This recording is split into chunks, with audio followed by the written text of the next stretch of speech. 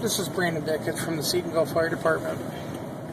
I am on my way to this elderly gentleman in between Route 6 and Ottville.